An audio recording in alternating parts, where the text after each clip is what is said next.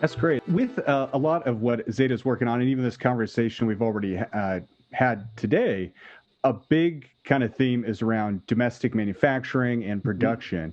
Can you share some of the areas where you're just getting a lot of traction and kind of the interest to really build upon what ZETA is doing? Yes, I mean, a full, pillar of our plan is encouraging domestic manufacturing. And I think, our view is that we have to go forward with strong incentives to build a capacity here for not only the vehicle, but the components and the materials that we need for advanced batteries. And so if you think about, the full ecosystem, we have the capability to do it here. It's just a matter of building it out. And I think a couple examples that are really unique. If you look at the Rivian plant, it is a former Mitsubishi plant, internal combustion engine plant that was shuttered. So Rivian's taking it over. They've invested hundreds of millions of dollars and are going to employ thousands of people. So that's a true success story. Lordstown, in Lordstown, Ohio, is the same story. It was a shuttered Chevy Cruze plant that they took over. They're putting in an enormous amount of investment, infusing into the ad economy and creating jobs. And, those are going to be jobs that are here to stay. They're good paying jobs. And I think that's, and it's in some ways a turnaround. That's a community that was left behind that is now going to be reemploying those very same individuals in this advanced vehicle space.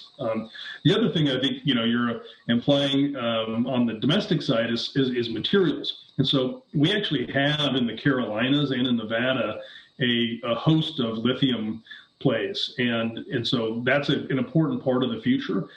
We also have the ability, to produce some cobalt. There's copper production here. So those are also domestic manufacturing jobs. And many of them are in kind of your former carbon community that I think as we make a transition to a cleaner or net zero economy, those former carbon communities are especially important to ensure that we're creating additional or supplemental economic development. And we can go and do that as we think about the material supply side of an electric vehicle. Yeah, I love the term you used earlier, change anxiety.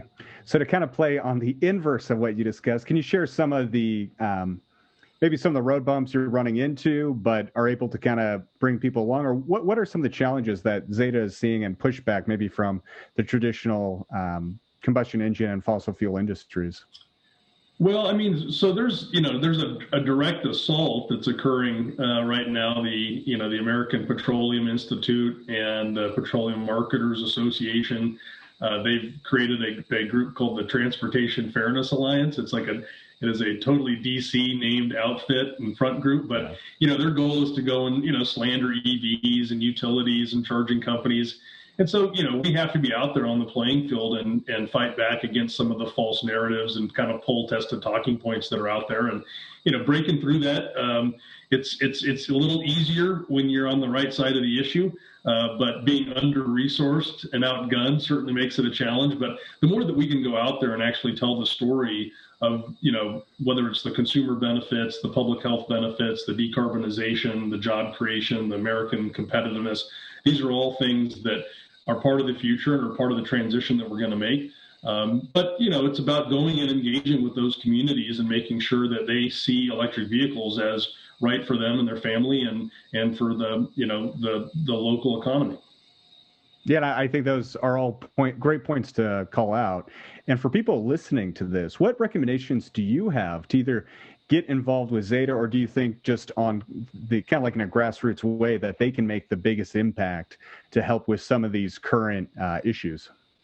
Well, certainly we would invite them to go to zeta2030.org and sign up for our newsletter. We're going to be increasingly relying on kind of our community to help with advocacy. So not only do we represent and are made up of, folks in the sector, but we're made up of a real army of people that are advocates for electric vehicles. And we partner with some of our colleagues, whether that's EV Hybrid Noir, who represents the black and brown EV owners and operators. You've got Plug in America.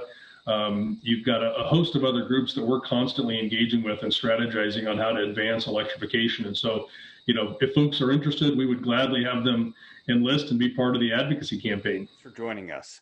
Be sure to visit our website, connectingthegrid.com.